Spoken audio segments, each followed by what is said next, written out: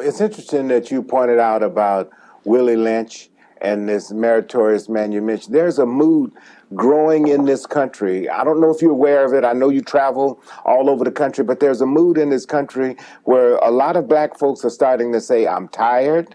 We are tired of the same old, same old. We hear the rhetoric of integration. We hear the terms bussing. We don't have any economic wealth or anything to show for it.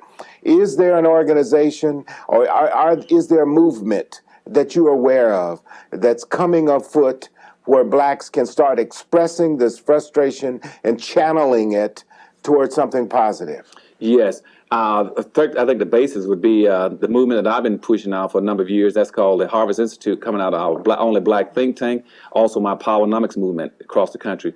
I think in terms Is that from the term in the Bible, the harvest is plentiful, that's but right. the laborers are few? That's right. That black it's harvest time for black folk in this country. We've been the laboring class now for 460 years. Time for us to come to the table, to the banquet. I think that's the largest movement in the country. And in terms of identification, how big is this organization? I think in terms of identification and support right now, we are probably bigger than the Urban League, the NAACP, the Rainbow Coalition, and the Muslims put together. As a matter of fact, I don't think there are very many speakers in the United States that pull bigger crowds than I do. In the United States, and these blacks are coming out not because I had that much to say, but they're tired. They're tired of being losers, Paul. They want to say, tell us, give us a new direction, give us some new concepts, give us some new justifications for going in new directions, give us some new paradigms, the way we should see things, the way we should behave, the way we should operate in a race-based society, and that's what we try to do. So now we're spreading and we're moving very quickly in this country, and I can guarantee you, very shortly, most blacks in this country will have no interest in integration. They can have no interest in civil rights. They can have no interest in voter registration, because all those things we're not playing to win in those areas. Integration, civil rights, and voter rights cannot solve the problem. Neither one of them can restore or redistribute the wealth and resources into black folks' hands. What do you say to people who describe that notion as separation, as if separation is some kind of disease? How do you respond to them if they say, oh, yeah, you sound very intelligent, but you want us to separate? No, I'm not asking you to separate. First of all, there's nothing wrong with separation. See, the issue back in integration was not separation. It was desegregation, which means stop the government from using its resources to hurt black folk. We never were interested in integration. That's the first thing. Secondly, is that they never apply that term to any other group. Why is it they never apply that term to the Asians and the Jewish communities and the Hispanic communities and all over this country? I got Germantown, Frenchtown, Greek towns, little Italy, little Havanas, little Cubas, little Japans. I mean, is there something wrong with Little Africa? Yeah. See, that's what I'm saying. Why is it? See, I know what it is. See, because everybody understands that the minute you start allowing people to group, you got the basis of foundation for getting power and wealth. So what they want to do as much as possible is keep black folks segregated, disintegrated through the integration process. But more importantly than that, I had a white fellow ask me back doing integration once in the South. I was speaking, and when I was with the governor's office there, and over education. And this guy came up to me, he said, Dr. Anderson, I heard you talking. He said, but one thing concerns me. He says, it's frustrating to me. I don't understand it. I said, what's the matter? He says, he said, explain this to me. He said, on one hand, you got Martin Luther King running around the country saying he wants integration. He wants to be with whites all the time. And I said, on the other hand, you got Malcolm X over here saying that he wants segregation and separation. He wants to be with all blacks. He says, you all are confused. So what do you want? Do you all want, which end of the stick do you want? Do you want the left-handed stick? Do you want the right-handed stick? I said, I don't want either end of the stick. I don't want either end of the stick. I said, I want my people to have the same rights and prerogatives and privileges as everyone else. You don't ask anybody else. You don't ask Jews or Asians or Hispanics which end of the stick they want. Then why ask black folk that? I said, because in this country, Paul, the bottom line is this. In this country, the issue is not segregation on the right. It's not integration on the left. It's neither one of those two. And I want my civil rights organization to hear me clearly this morning. Read my lips over your TV program. It has nothing in the world to do with integration or segregation. It has to do with aggregation, concentration of your wealth and power and resources to improve the life of your people. Why are some civil rights leaders so afraid to speak on national television or before audiences about aggregating economic wealth? Because they're scared the white society will cut off their money, because they know that black folk only have 1/2 of 1% of the wealth. that they got a potential then of keeping wealth in their community. As an example, black folk right now have an annual disposable income, Paul, of approximately $500 billion annually. That makes black folk about the 9th richest nation on earth. Now, what black folk are doing, they're displacing through what we call flight of capital. They spend 95% of that money outside their own communities. They spend another 3% inside their community in non-black hands, non-black businesses. Black people only keep 2% out of that $500 billion. That means they're trying to live off and survive off of something like about $7 or $8 billion a year. 7 or 8 billion out of 500 billion. Now, if they listen to what I'm saying, and they kept all that $500 billion in their own community, where they historically have been making off only 4 or 5 billion, look at that. That means that black folk will have exposure to more wealth in 1 year. Listen to Claud Anderson, they would otherwise take them 60 years. Under what you would call in your economic terms, the multiplier effect? That's right. Keep the money in your own community. In other words, your money is supposed to bounce 8 to 12 times before it leaves your community. Because that's what it happens in the white community. In the white society makes the money bounce and pass through other white hands 8 to 12 times before it leaves.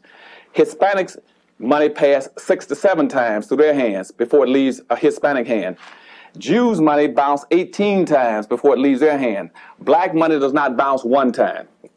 Now, so are you saying we're like a sieve? You're like a sieve. You're just hemorrhaging to death. So if I can get black folks to understand the importance of keeping the money in their community and making sure that it bounces in other black hands before it leaves, that's a threat to the white community. Because what they're saying now is, oh God, right now any white person can make it. Why would white people be afraid of? I mean, why would black leaders be afraid that white people would get mad at them for that concept? Because they're more attracted to being accepted by the white society than solving the problems of their own people. So they want white folks to pat them on the head. That's right. Rather than put some money in their pocket. That's right. And so you know who said it best? There's a white politician, not a white politician, but a white political science professor at Harvard University named Andrew Hacker.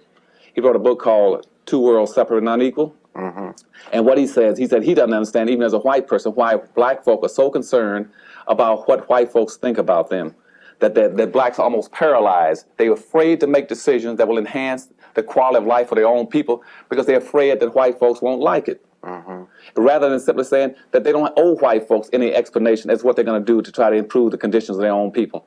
That sounds criminal. And in the few minutes that we have remaining, I'd like to get a kind of quick response to about 4 or 5 questions that I want to ask you to sort of get on the record. Crime in the black community. What is your general thesis about a solution and a plan and how we should address that issue? Very simply, crime comes from a very simple problem. You steal them because you see, there are only 3 things that a person can do in life to earn a living. 3 things, Paul. You either work, go on welfare, or you steal. Okay. Now, if you've been denied the opportunities and the tools to work and acquire wealth this way, then you go on welfare. Somebody kicks you off of welfare, you go on to the next level, you steal.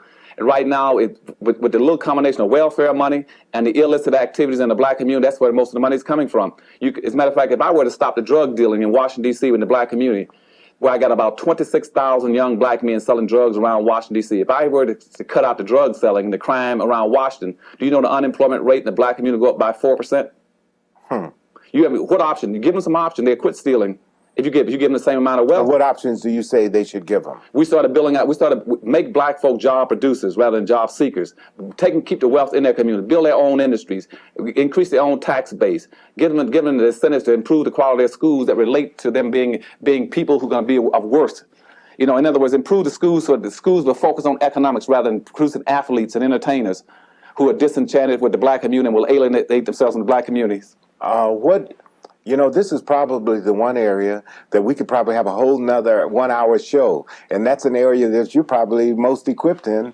And we didn't get an education. Yeah. Very briefly. The education system right now is dysfunctional in the black community. Going back to what I told you about 1868. Yes. Through the Freedmen's Bureau, the school systems in America were set up for black folk to produce semi-educated black folk who will work as a labor class for whites. It's never been stopped. See, I don't know why blacks keep operating the schools under a context and a premise that was set up over 150 years ago. You cannot do anything with the black schools until you find out where you want to go as a race of people. If we want to go to the moon tomorrow, and we decide that, now we know how to change our school system. We go back into the school system and say, we want to go to the moon. Now, schools, you rewrite your curriculum so that you can produce more black astronauts, more black physicists, more black chemists, and more so that we can go into outer space and live there. Now you rewrite your curriculum based on where black folk want to go.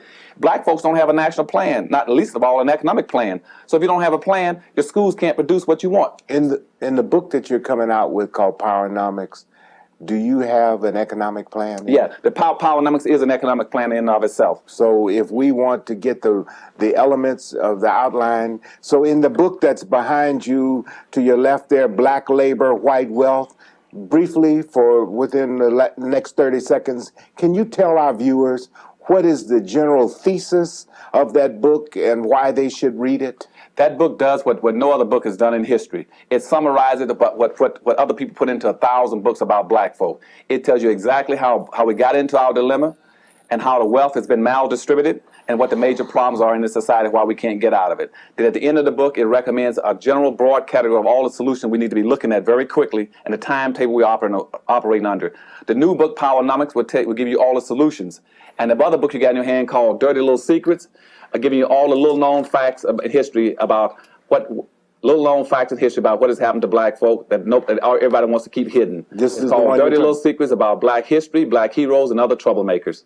That's the book. That is a powerful little book and giving you some indication of why you can't solve the race problems in America. I was reading this book and I wanted to know, why did you draw a handkerchief on the head of our Supreme Court Justice? Don't you think that's kind of irreverent to do? You mean Clarence Thomas? Yes, sir. Well, I didn't really draw it on there, even though it's on there. That means that's an Aunt Jemima head rag on his head. That was put on there by Emerge magazine. They gave me authorization to reprint it as one of the Dirty Little Secrets. Clarence Thomas shows up twice in that book. He shows up again as a lawn jockey, where he's standing out, with the thumb up like this, holding a lantern for white society, carrying their water for him. How does one get in touch with you? Can you give a phone number that we will also run across the bottom of the screen as to how someone can call you? And if you could slowly tell your address and the name of your organization. You may not be used to self-promotion here, but can you give your phone number, your address, and the name of your organization very slowly so that our viewers can write it down? Okay, let me give you my address first. It's the Harvest Institute. And the Harvest is Harvest. Harvest meaning bringing the fruits to bear to the table to eat, time to share. It's a Harvest Institute. You send any inquiries in writing to 730, that's 11th Street, Northwest. That's in Washington, D.C. That's 20001. And what floor is it on? And that's on the 4th floor. And the telephone number there is 202-496-1622.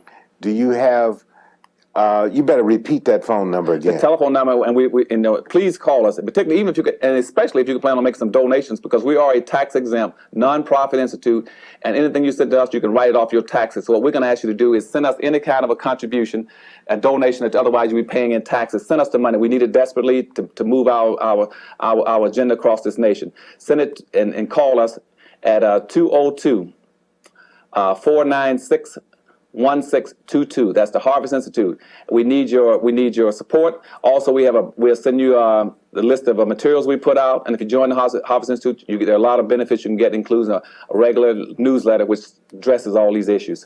Now, this is an interesting irony. You mean to tell me that if I send you a check for $100, I will be able to deduct it on my federal income tax as a tax write-off, where you will teach me how black folks can gather their money together? The government will allow me to get a tax deduction. That's right. That's why most of the major white corporations in the United States don't pay any money. And what most people don't understand is that we're the only national black think tank that's proactive, putting out prescriptions for black folks' empowerment. But on the other hand, we're running against 1,200 white think tanks that have over 5,000 employees and a $500 million budget.